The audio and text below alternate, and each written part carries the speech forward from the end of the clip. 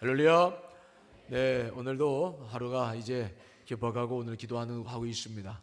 5월달입니다. 가정의 달인데 여러분들의 가정 속에 5월에 풍성한 그러한 신선함이 또 은혜가 오늘 충만하시기를 간절히 축원합니다. 자, 오늘 우리가 말씀을 통해서 풍랑 속에서 어떻게 우리가 그 풍랑을 이겨내야 될 것인가라는 문제를 같이 한번 살펴보고자 합니다. 제가 신앙생활하면서 목회하면서 얻는 지혜가 이제 하나씩 이제 있는데, 풍랑이 막 일어나고 시련이 막 밀려오고 고통이 밀려올 때는 제일 좋은 방법이 뭔가, 어떻게 하는 게 가장 좋은 방법인가 생각해봤더니 풍랑이 밀려올 때는 잠을 자는 게 제일 좋겠더라고요. 웃으시죠? 오늘 웃으시는 분들은 오늘 성경 본문의 말씀 보시고 예수님 보시고 웃으시는 거예요. 오늘 예수님께서 풍랑이 막 일어날 때 뭐 하셨습니까? 잠을 주무셨잖아요.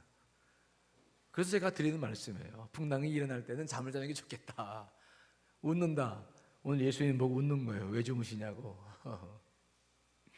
쉽지 않죠. 웃는 게 자는 게 쉽지 않죠. 풍랑이 일어나는데 어떻게 잠을 잡니까? 그런데 오늘 본문에 보니까 예수님은 풍랑이 일어나는데도 잠을 주무셔요. 참 신기하죠. 자, 오늘 본문 볼까요? 자, 37절 38절 읽어보겠습니다. 시작.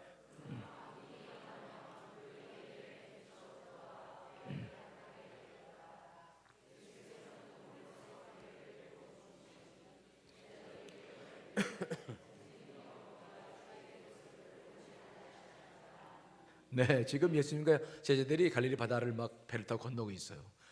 그 갈릴리 바다는 분지로 돼 있어가지고 갑자기 이렇게 풍랑이 막 일어나고 파도가 일어난다고 그러죠.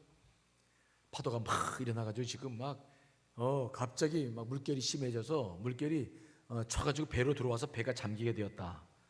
그런 상황입니다. 그런데 예수님은 뭐라고 계시다고요? 고물은 배 뒤쪽을 말하는 것인데 배 뒤쪽에서 베개를 아예 베개까지 하시고 그냥 주무시는 거예요. 물론 그렇게 주무시면서 오시다가 풍랑을 만났겠죠. 근데 하여튼 그 풍랑이 그렇게 밀어닥치고 막 지금 이게 제자들이 지금 놀래가지고 다 깨가지고 지금 난리가 났는데 주님만은 쿨고 주무시는 거죠. 저는 오늘 주무시는 예수님 보시고 은혜 받았어요. 여러분 주무시라는 게 아니라 주무시는 예수님 보고 은혜 받았다 그런 말이죠. 야, 어떻게 주무실 수 있었을까? 그런데 저도 이 풍랑을 만나보면 풍랑 만날 때 잠을 잘 수 있으면 그게 은혜예요. 무슨 말인지 잘 모르죠. 왜냐하면 오늘 결론적으로 말씀드리겠습니다마는 제자들을 보면은 괜히 잠잘 때 잠 안 자고 일어나서 깨워가지고 뭔가 하려다가 오늘 믿음 없다는 소리를 듣잖아요. 자기의 힘으로 뭔가 할 수 있는 게 아무것도 없어. 그럼 그냥 잠이라도 푹 자야 되는데 그들은 잠도 못 자고 깨어서 뭔가 해보겠다고 망신만 당하는 오늘 모습을 보고 있거든요. 자, 예수님은 어떻게 잠을 잘 수 있었을까? 제일 첫 번째 우리가 생각해 볼 수 있는 것은 잠을 자는 이유는 피곤하기 때문에 잠을 잡니다. 그렇죠? 반응력이 별로 오늘 떨어집니다. 네. 여러분들도 예배 드리다가 주무실 때 보면은 주로 어느 때 주무십니까? 주로 피곤하다고 말하고 싶을 때 주무시는 거죠. 사실 피곤할 때 저름이 와요. 예수님께서 얼마나 피곤하십니까? 이 마가복음 계속 읽어보면 예수님께서 새벽 미명에 일어나서 기도하시고 하루 종일 전도하시고 복음 증거하시고 환자들 고쳐주시고 귀신을 대적하시고 또 밤늦게 기도하시고 계속 그런 여정이 마가복음 1장부터 쭉 기록되고 있어요. 굉장히 피곤했어요. 그러니까 충분히 피곤하다는 이유가 우리 주님께서 주무실 만한 이유가 되는 건 확실해요. 그런데 여기서 생각해 봐야 될 것은 그런데 예수님보다 늘 더 피곤하게 살았던 사람들이 있었죠. 누구였습니까? 깨어서 기도하라면 기도도 못하고 잠을 잘 만큼 피곤했던 사람들이 있었습니다. 누구였습니까? 제자들이었죠. 예, 제자들이 그러니까 오늘 예수님이 피곤했으면 제자들은 더 피곤했을 텐데 그러면 지금 잠을 잔다면 예수님만 자는 겁니까? 아니면 제자들까지 잠을 자야 되는 겁니까? 대답 좀 해봐요. 제자들이 잠을 또 더 잤어야 돼요. 그냥 코를 골고 잤어야 돼요. 풍랑 속에서. 그렇죠? 그게 말이 맞는 거예요. 근데 제자들은 안 자고 예수님만 잠을 주무시는 거죠. 그러니까 피곤하다는 것만 가지고는 오늘 본문의 말씀을 다 설명 못 하는 거예요. 피곤도 하겠지만 그러나 주님께서 그런 가운데서 그것 때문에 주무신 것만 아닌 거예요. 그 풍랑 속에서 주물 수 있었던 가장 큰 이유는 뭐냐? 제가 이 말씀을 가만히 오늘도 묵상하면서 여러 차례 주님과 이제 교제를 했는데 그 말씀을 깊이 들어가서 묵상을 해보면 해볼수록 주님께서 잔 이유는, 더 분명한 이유는 딱 한 가지가 있다는 그런 생각을 제가 하게 되었어요. 그것은 바로 뭐냐? 피곤도 하셨겠지만 예수님 안에는 분명한 믿음이 계신 줄 믿습니다. 무슨 믿음입니까? 아무리 바람이 거세고 물결이 풍랑이 일어나도 그 모든 것을 창조하신 예수 그리스도를 그 피조물들이 집어삼킬 수 있습니까? 없는 겁니까? 없어요. 아무리 거대한 바람이 일어나서 지금 풍랑이 일어나고 바다 물결이 일어나서 지금 배가 뒤집혀질지언정 예수님을 삼킬 것은 없다는 것이죠. 예수님 안에는 그 깊은 내면 속에는 아주 분명한 믿음이 있는 거예요. 아무리 거센 바람이 일어나도, 아무리 회오리 바람이 불고 물결이 집체하는 것들이 일어나서 배를 뒤덮어도 예수님만큼은 절대로 삼킬 수 없다. 그 믿음이 예수님 안에 깊은 내면 속에 이게 잠재해 있었기 때문에 풍랑이 일어나서 지금 다 죽게 생겼다고 제자들이 일어나서 물을 퍼내고 지금 별짓을 다 해도 주님은 주문하게 잠을 주무실 수 있는 거예요. 그 풍랑 속에서 편안하게 잠을 주무시는 예수님을 한번 생각해 보세요. 그 잠은 예수님에게만 필요한 것이 아니라 우리에게도 필요한 줄 믿습니다. 우리에게도 그러한 편안함이 있어야 돼요. 풍랑이 일어나던 어떤 난리가 법적해도 그 모든 것들이 우리를 집어삼킬 수 없다. 그것 때문에 여러분 근심 걱정할 것이 아니라 정말 예수님처럼 이렇게 그냥 푹 잠을 잘 수 있는 믿음이 있었으면 얼마나 좋을까. 근데 우리의 문제는 잠잘 때는 잠을 안 자고 잠잘 때는 잠을 안 자고 꼭 잠을 자지 말아야 할 때만 잠을 자는 것이 문제인 거예요. 그렇죠? 풍랑이 일어나면 그냥 잠을 푹 자고 주님께 맡겨서 주님께서 일하실 수 있도록 하고 나는 그냥 잠을 자면 오히려 나을 때가 있어. 근데 내가 그냥 일어나가지고 뭔가 해보려고 그러다가 문제를 일으키는 이런 일들이 더 많잖아요. 잠을 잘 때는 꼭 잠을 안 자고 잠을 자지 말아야 할 때만 잠을 자. 그렇죠? 지금 이 시간이 잠을 자야 될 때입니까? 잠을 자지 말아야 될 때입니까? 잠을 자면 안 되는 시간이에요. 근데 꼭 이런 시간에는 잠을 자거든. 왜 그러냐? 옛날에 우리 학교 다닐 때 습관이 있어서 그래요. 학교 다닐 때도 보면 꼭 공부할 때는 수업할 때는 꼭 뭐 하는 사람이 친구들이 많습니까? 자는 친구들이 많아. 딴짓하고. 그러다가 그냥 밤에 늦게 잠을 자야 될 시간인데 그때는 공부를 하겠다고 불을 켜놓고 막 애쓰다가 잠을 못 이겨서 이것도 저것도 아무것도 못하고 늘 그러고 살던 우리 어린 시절 기억나시죠? 그 습관이 아직도 남아가지고 지금도 계속해서 잘못된 잠의 습관에 빠져있는 우리의 모습이 보이는 거예요. 잠잘 때 잠을 자야 됩니다. 아셨죠?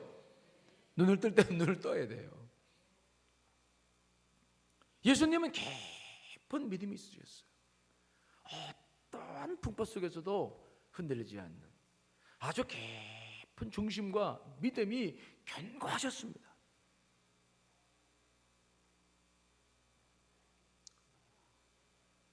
이러한 믿음과 권위가 그분에게 있었기 때문에 그분은 풍랑 속에서도 잠을 주무셔요. 그러나 제자들은 이런 비밀을 모르고 있습니다. 그들 중에는 적어도 4명의 어부 출신들이 있었죠. 그들은 이런 풍랑이 불면은 자기들이 어떠한 끔찍한 일이 벌어지는지를 잘 알고 있었어요. 때문에 그들은 놀라 허둥대면서 잠을 자면 무슨 잠입니까? 어떻게든지 해보려고 발버둥을 치는 모습들을 오늘 보는 겁니다. 중요한 것은 환경의 변화가 아니라 우리 내면 안에 깊은 믿음이 있어야 될 줄 믿습니다. 깊은 믿음이 필요한 거예요. 세상이 흔들리고 바람이 불고 천지가 개벽을 하는 것 같은 그런 두려움이 밀려와도 우리는 주님의 그 잠자는 모습을 가끔씩은 기억해야 돼요. 그 흔들리지 않는 믿음을 가지고 잠을 굴굴 주무시는 예수 그리스도.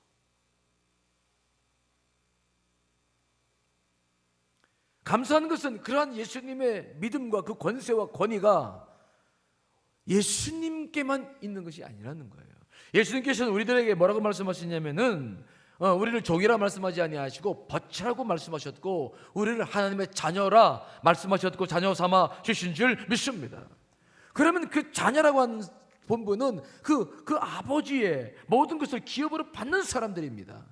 예수님께서 이렇게 모든 것 속에서 견고하게 서셔서 잠을 주무실 수 있다고 한다면 우리도 충분하게 그런 믿음이 있는 존재라는 사실인 것입니다. 그 어떤 것도 우리를 삼킬 수 없다는 믿음을 가져야 될 줄 믿습니다. 자, 로마서 8장 35절 말씀 있습니다. 시작.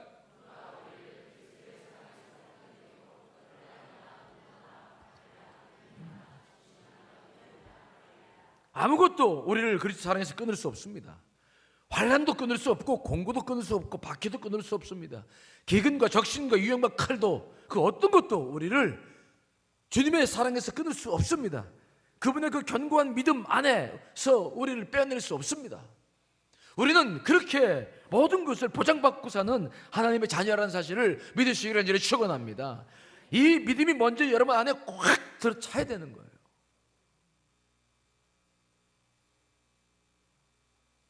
자, 하나님께서는 우리들에게 어떤 약속을 하셨습니까? 이사야 43장 2절 말씀 있습니다. 시작. 내가 물 가운데로 지나갈 때에 내가 너와 함께 할 것이라. 강을 건널 때에 물이 너를 침몰하지 못할 것이며 내가 불 가운데로 지날 때에 타지도 아니할 것이요 불꽃이 너를 사르지도 못하리니 라고 말씀했어요. 물 가운데 지날 때에 반드시 내가 너와 함께 하겠다 말씀하셨고 강을 건널 때에도 물이 너를 침몰치 못할 것이라 약속해 주셨습니다. 예수님은 그 약속의 말씀을 분명히 믿었고 그렇게 사셨어요. 우리도 이 말씀을 아주 밑에 굳게 믿어야 될 줄 믿습니다. 흔들리지 마세요. 저도 짧은 인생을 살아가면서 목회를 하면서 늘 이런 것을 경험해요. 바람이 불어오면, 시련이 밀려오면 가장 먼저 뭘 살펴야 되느냐? 내 믿음을 살펴야 돼요. 환경의 변화 때문에 쓰러지거나 넘어지거나 당황하지 말고 내 믿음이 견고한지를 먼저 살펴야 돼요. 그러면 그 믿음 때문에 그 시련과 환난은 오히려 내게 복이 될 줄 믿습니다. 우리는 다니엘의 세 친구 사드락과 메삭과 아벳노고를 잘 알죠. 그들은 느부갓네살이 만든 금신상에 절을 해야만 했습니다. 절하지 않으면 모두 풀무불 속에 집어 던져 놓겠다고 왕이 공포했습니다. 그래서 왕이 모든 신하들을 다 불러 모아놓고 모든 악기들 동원해가지고 지금 막 연주를 하면서 이제 금신상에 절을 다 시킨 것입니다. 그런데 사드락과 메삭과 아벳노고만큼은 절하지 않았어요. 당장 고발대가 붙들려 왔습니다. 근데 왕이 그들을 너무 사랑했어요.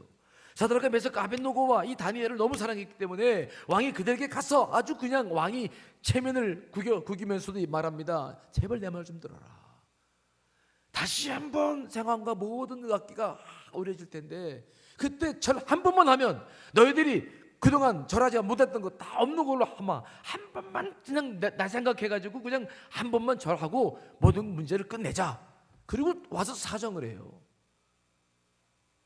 여러분 그때 이 다니엘의 제 친구 사드락과 메삭과 아벳노고가 무슨 말 한 줄 아십니까? 왕이요, 우리가 섬기는 하나님이 계시다면 우리를 맹렬히 타는 불못불 가운데서 우리를 능히 건지실 것입니다.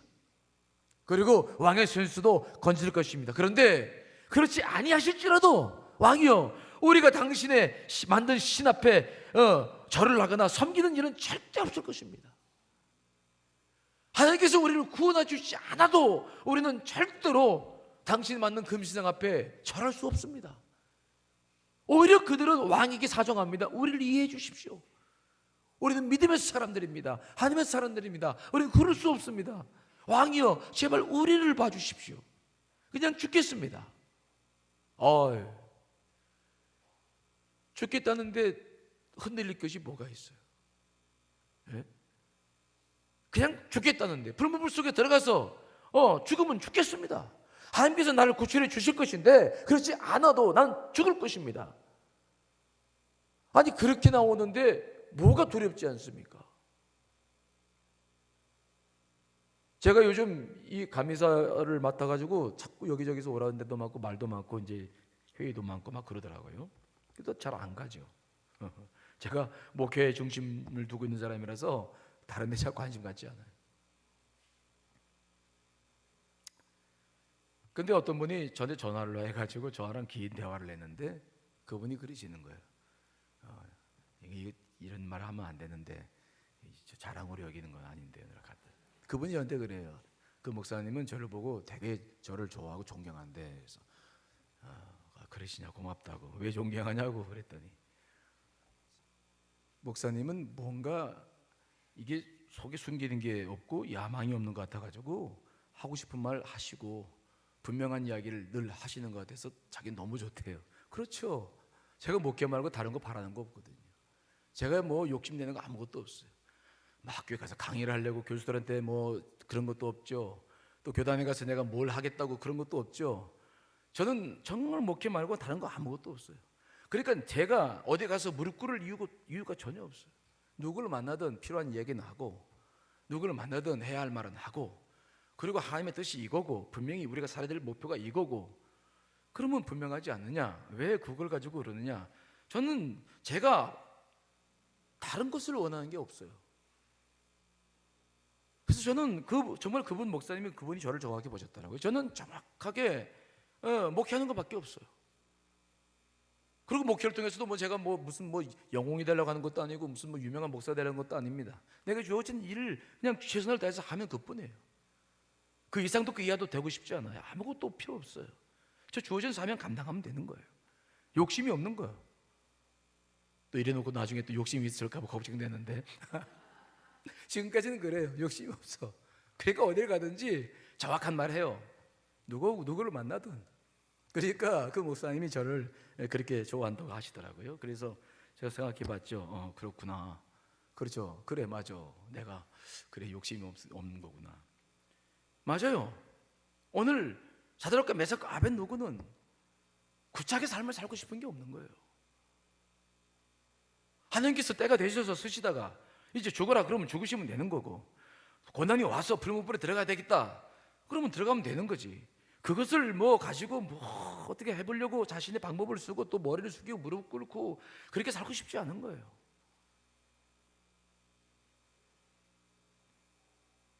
사실 제가 말은 쉽게 하지만 인생 살아가면서 참 가족들을 부양하는 우리 남자들에게는 이거 어려운 일입니다.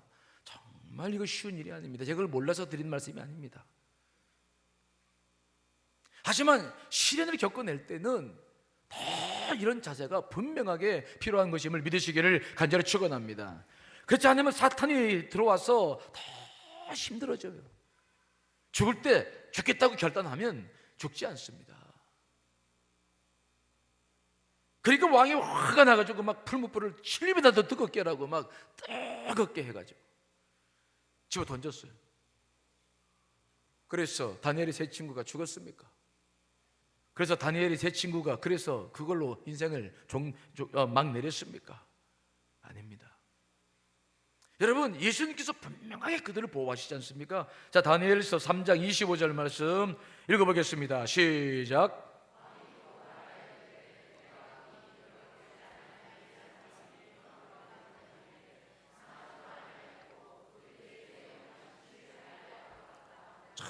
참 중요한 말씀이 기록되고 있어요. 그들은 결박돼서 던져놓는데 그들은 결박이 다 풀어졌어. 그런데 중요한 것은 세 사람을 던졌는데 몇 사람이 다닌다고요? 네 사람이 다녀요. 근데 마지막 한 사람을 딱 봤더니 왕이 놀란 거예요. 왕이 하나님을 안 믿는 사람인데 손면서 저건 사람 같지가 않다, 저건 신의 아들 같다. 입에서 나온 고백이에요. 저 네 번째 사람, 세 사람 던졌는데 왜 네 사람이 다니냐? 저 네 사람, 네 번째 사람은 보니까 신의 아들 같다. 그 왕의 입에서 나오는, 무신론자 입에서 나오는 영적인 느낌, 감각이에요. 저건 분명히 하나님 아들 같다. 정말 그의 입을 통해서 예수 그리스도가 증거되고 있는지 분명히 믿습니다. 신의 아들과 같다는 거예요. 그 죽으로 들어간 사람들은 절대 죽지 않거든요. 죽으로 들어갔더니 예수님께서 오셔서 그들을 보호해 주시는 거예요. 아무것도, 어떤 것도 그들을 건드리거나 그들을 불태우거나 그들에게 화를 입히지 못했어요.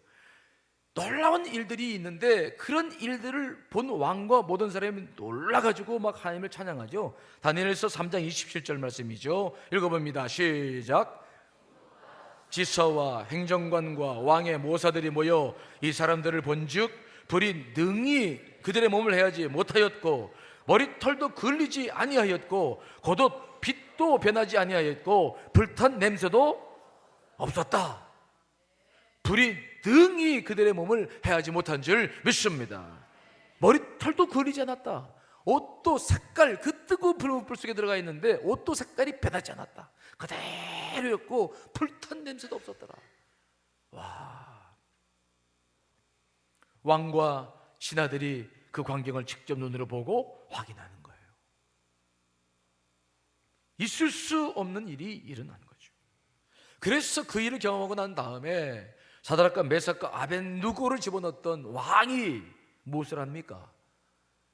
전국에 조서를 보내가지고 사드락과 아벳느고와 메삭이 믿는 하나님이 미야말로 진짜 하나님이다. 우리가 믿을 신은 이 신밖에 없다. 하나님을 믿어라. 그리고 사드락과 메삭과 아벳느고가 믿는 그 하나님을 조롱하거나 그 하나님에 대해서 불경한 일을 범한 자는 아주 잿더미를 만들어 버리겠다, 그 집을. 그러면서 전국에 조서를 보내가지고 하나님의 영광을 드러내고 있는 모습들을 우리가 다니엘에서 보면은 볼 수 있어요. 이거 다니엘 시대만 있었던 그런 사건은 아닙니다. 지금부터 약 한 4,000년 전, 3,500년 전, 한 3,000년 전 그때 일이라고 생각하시면 안 돼요. 지금도 하나님의 말씀은 영원한 동일한 말씀이 지금도 우리들에게 주어지고 있는데 지금도 이 역사가 일어나는 것을 믿으시기를 간절히 축원합니다. 문제는 풍랑이 아니라는 거예요. 정말 풍랑 때문에 흔들리는 사람은 흔들려요. 그러나 풍랑이 일어날 때 자기의 믿음을 견고히 세운 사람은 어떠한 바람이 불어도 흔들리지 않게 될 줄 믿습니다. 그 믿음을 견고하게 가지셔야 돼요.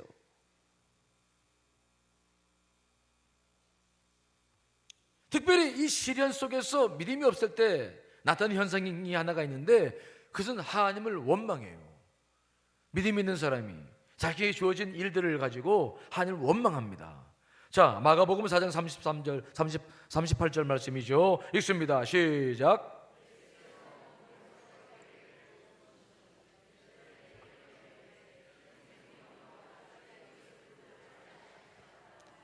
제자들이 하는 일은 뭡니까? 풍랑이 일어나니까 막 자기들이 믿음 없는 것은 생각지 않고 주무시고 있는 예수님을 막 깨우는 거예요. 혹시 발로 차지 않았나 몰라. 하여튼 그래서 막 일어나시라고. 지금 우리가 죽게 되었다고 막. 이거 왜 이러시냐고. 과연 우리 선생님 맞냐고. 선생님을 원망해요. 자기의 믿음 없음을 돌아보지 못하고 자꾸 하나님을 원망하고 사람을 원망하고 원망하는 마음이 있을 때마다 여러분들의 믿음을 확인하시기를 간절히 축원합니다.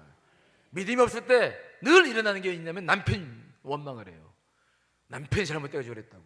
남편들은 누구 또 원망해요. 괜히 네 말 들어서 내가 그렇다고 막 그러는 거 아니에요? 남편들 그렇죠? 이거 원망하실 때마다 여러분들이 믿음을 확인해야 돼요. 믿음과 원망은 굉장히 적대적인 관계에 있어요. 여러분 지금 이런 거 아닙니다. 이래서 생기는 문제가 아닌 것입니다. 제자들로부터 무심한 스승이라고 원망을 듣고 예수님께서 일어나셨습니다. 그런데 그 예수님께서 일어나시자마자 풍랑을 잔잔케 하신 다음에 뭐라고 제자들을 책망하시는 겁니까? 자, 오늘 본문 말씀 40절 말씀 읽어보겠습니다. 시작. 이에 제자들에게 이르시되 어찌하여 이렇게 무서워하느냐? 너희가 어찌 믿음이 없느냐? 하시니, 예수님께서 하신 일이 뭐냐면 그 믿음 없는 제자들을 막 책망하십니다. 화를 내십니다. 어찌 이렇게 무서워하느냐? 너희가 어찌하여 이렇게 믿음이 없느냐? 그리고 막 소리를 질러요.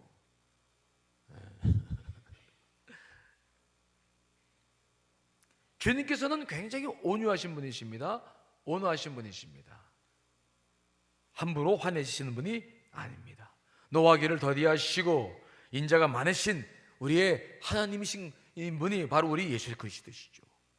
그런데 그분이 참지 않고 분노하실 때가 있어요. 화를 막 내실 때가 있어요. 언제라고요? 언제예요? 언제 예수님께서 화를 내시고 언제 제일 기뻐하십니까? 뭐에 관련된 된 문제가 있을 때마다 이런 반응을 보이십니까?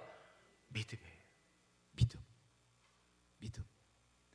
믿음이 좋을 때 보면 백부장을 보면서 그냥 이스라엘에 이만한 믿음이 없다고 기뻐하시고, 믿음이 없어서 쩔쩔매고 두려워하는 사람들 보면 확 화를 내십니다. 분노하십니다. 여러분 요즘 어떠세요? 주님께서 여러분을 보시면 분노하실 만합니까? 아니면 기뻐하실 만합니까? 예? 여러분 예수님께서 이번만이 아닙니다. 이 복음서를 보면은 변호사에서 내려오셨을 때 그 밑에서는 귀신 들린 아들을 고치지 못해가지고 막 제자들이 쩔쩔매고 있었어요. 주님께서 그 아들을 데려오라고 말씀하시며 그 아들의 병을 고쳐주었는데, 그러면서 그때 그 제자들에게 뭐라고 말씀했습니까? 믿음이 없는 세대여, 내가 얼마나 너희와 함께 있으며 얼마나 너희에게 참으리요. 내가 얼마나 너희와 함께 있어야 되겠느냐, 얼마나 너희를 참아야 되겠느냐, 이 믿음이 없는 것들아. 그러면서 막 화를 내십니다. 부활을 믿지 못하고 엠마오로 내려가던 두 제자를 보면서도 믿음 없음에 대해서 화를 내셨죠. 이르시되 미련하고 선지자들이 말한 모든 것을 마음에 더디 믿는 자들이여, 그리스도가 이런 고난을 받고 자기 영광에 들어가야 할 것을 너희들이 믿지 못하느냐? 그러면서 화를 막 내십니다. 주님께서 제일 기뻐하실 때도 믿음이 있을 때고, 제일 화를 내실 때도 우리가 믿음이 없을 때, 믿음과 관계될 때는 주님께서 자기 감정을 숨기지 않아요.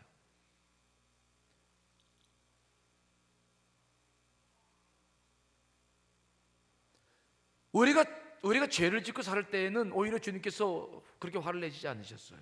가늠한 여인 앞에서도 뭐라고 말씀하십니까? 내가 너를 정죄하지 않는다. 다시는 죄를 짓지 말라. 그리고 그 돌을 들은 사람들을 내 마음을 녹여가지고 돌을 내려놓고 돌아가게 만들어요. 절대로 주님은 죄진 사람에게나 뭐 잘못한 사람들, 실수한 사람들에게 화를 내지 않습니다. 그런데 어느 때는 화를 내신다고요? 믿음 없어가지고 쩔쩔매고 당황할 때는 막 화를 내세요.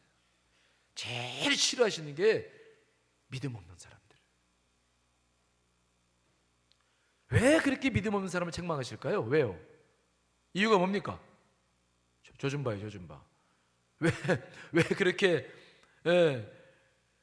믿음이 없을 때마다 그렇게 막 화를 내시고, 막 저는 좋을 때 주로 화를 내는데 예수님은 믿음이 없을 때 막 화를 내고 소리 지르고 그러시. 왜 그러시는 거예요? 왜요? 중요한 원칙이 있는데요, 믿음이 없을 때는 사탄에게 문을 열어주기 때문에 그래요. 우리가 믿음이 없으면 사탄이 들어오기 때문에 그래요. 여러분 안에 믿음이 없으면 사탄에게 문을 열어주는 꼴이에요. 사탄이 들어와서 진을 칠 수밖에 없기 때문에 주님께서 가장 그 문제를 주의 깊게 보시는 겁니다. 예수님의 제자 가운데 가룟 유다를 보세요.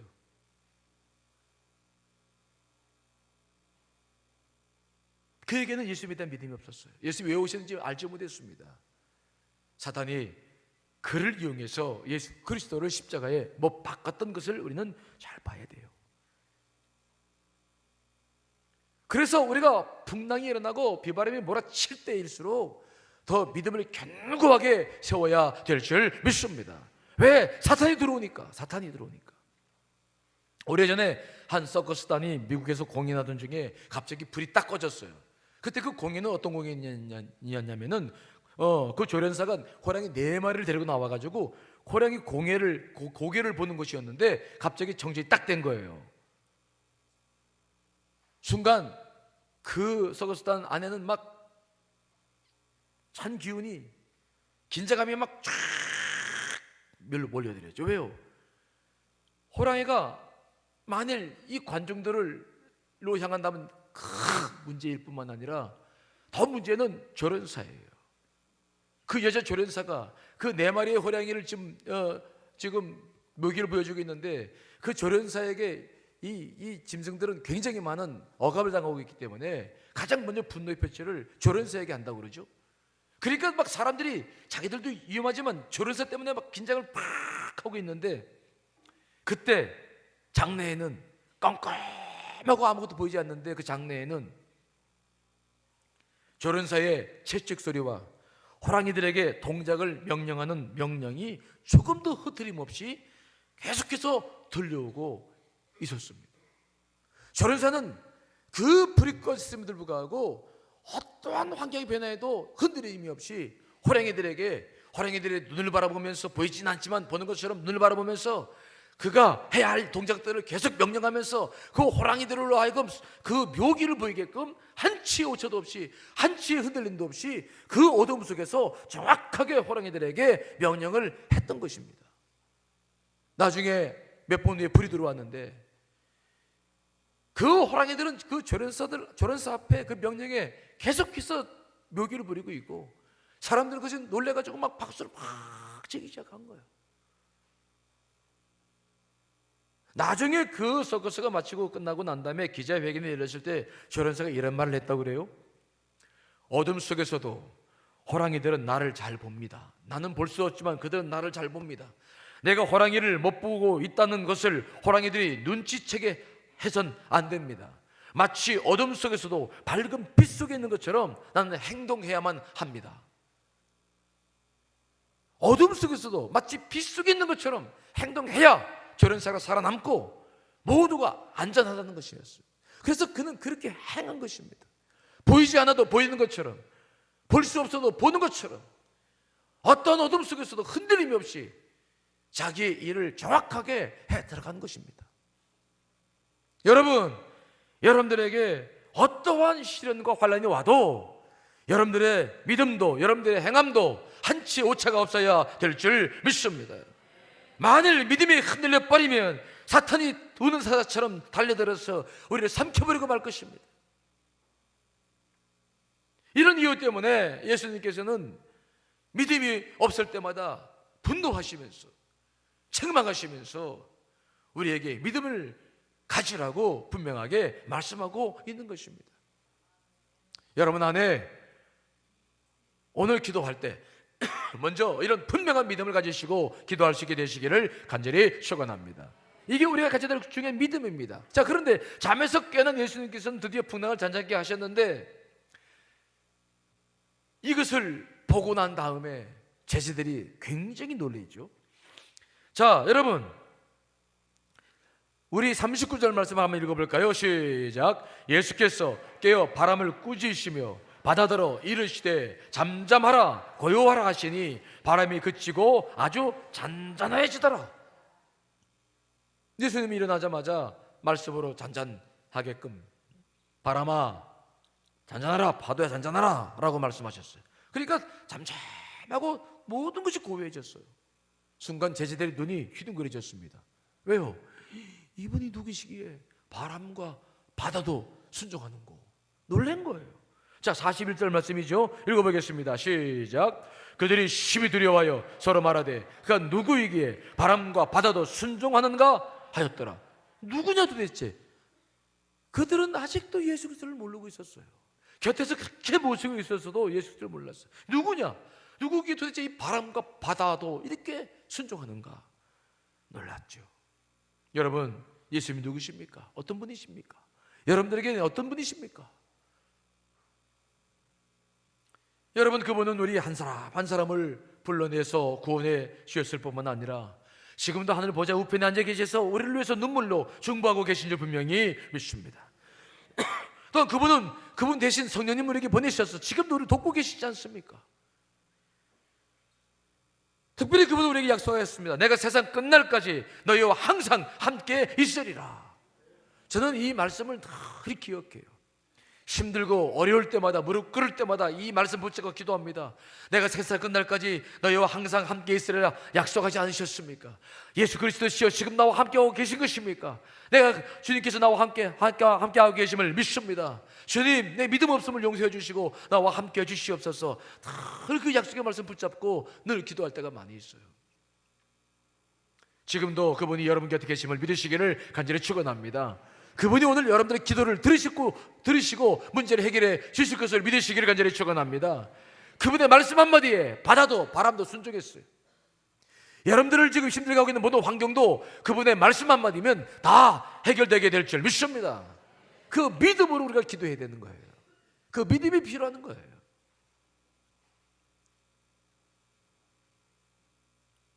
우리 교우 가운데 요즘 좀 어려움을 겪는 교우들이 몇 가정이 있어서 신방도 좀 하고 상담도 이렇게 하고 있습니다.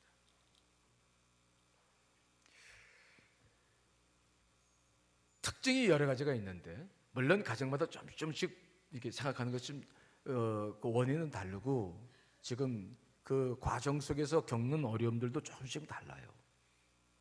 그런데 공통된 점이 하나가 있어요. 그것은 바로 뭐냐면 환경의 변화를 믿음으로 읽을 줄을 모른다는 거예요. 환경이 변화되고 있는 것들 때문에 지금 자기의 삶이 갑자기 위태해진 것만 생각해보고 버리지 이 믿음으로 환경을 읽을 줄 모르고 해석할 줄을 몰라요. 그게 참 제가 그래서 최근에 우리 교우들이 그런 은혜 잘 된 줄 알고 있었는데 보니까 최근에 몇 가정들 이렇게 신방하고 상담해 보니까 이게 참 문제가 되겠구나 그런 생각을 제가 요즘 하고 있어요. 우리 교우들이 환경을 믿음으로 이해하고 해석하는 일이 참 이게 무디구나 그런 것을 요즘 아주 많이 느끼죠. 우리는 십자가로 구원받은 사람이고 하나님의 자녀라는 사실이 분명한 사람들이에요. 그러면 어떠한 환경이 닥친다 할지라도 거기서부터 그 눈으로 그 환경을 바라볼 수 있기를 간절히 축원합니다. 그 눈으로 바라보셔야 돼요. 그 십자가가 바로 하나님께서 나와 관계 맺는 관계의 끈입니다. 연결고리예요. 이것은 영원히 변함이 없는 진실하신 그분의 사랑의 관계를 우리에게 드러내시는 것입니다. 그러므로 이것을 가지고 모든 환경을 읽을 수 있다고 한다면 흔들릴 필요가 없는 것인데 그렇게 하지 못할 때에 자꾸 어려움을 겪더라고요. 십자가로 통해서 그 문제를 바라보세요. 그러면 내 안에서 믿음이 확 생기면서 절대로 흔들리거나 우리가 무너지지 않습니다. 그리고 그 믿음을 가지고 굳게 서서 기도할 때에 하나님께 그 기도를 들어주시고 응답해 주신 줄 믿습니다. 제가 최근에 기도 응답 받은 것, 아주 최근에 기도 응답 받은 게 있어요. 어떤 교회 문제를 놓고 기도를 참 오래 했어요. 오래 했죠.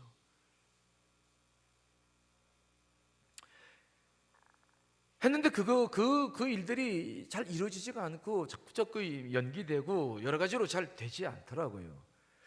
그래서 때로는 낙심할 때도 있었지만은 늘 주님께서 하실 때는 이유가 있는 거거든요. 그래서 끝까지 제가 믿음을 변치 않고 제가 이 믿음이 굳은 사람이라서 쉽게 마음이 변동이 되지 않거든요. 한번 믿음은 그냥 믿어버렸는데 그 믿음을 가지고 쭉 계속 기도를 해왔는데 최근에 그 문제가 하나가 풀렸어요. 그래서 주님을 또 경험해 나가는 겁니다. 우리 주님이 내 믿음을 그동안 보셨구나. 주님께서 내 인내를 그동안 보셨구나. 주님께서 내 눈물을 그동안 기다리셨구나. 내 기도를 기다리셨구나. 그런 것들을 굉장히 많이 느끼는 그런 일들을 최근에 경험했어요. 내가 믿음이 흩어지지 않고 주를 향해서 곧게만 서 있으면 하나님은 반드시 우리의 문제를 해결해 주실 줄 믿습니다. 그 믿음이 오늘 저와 여러분들에게 간절히 필요해요. 자, 풍랑은 계속 일어납니다. 잠잠하던 바다가 다시 풍랑이 일어나고 또 잠잠하면 또 일어나고 그때마다 우리 믿음이 가장 중요하다. 여러분 오늘 이 말씀을 품고 기도하실 때 굳세 믿음으로 승리하시기를 간절히 축원합니다.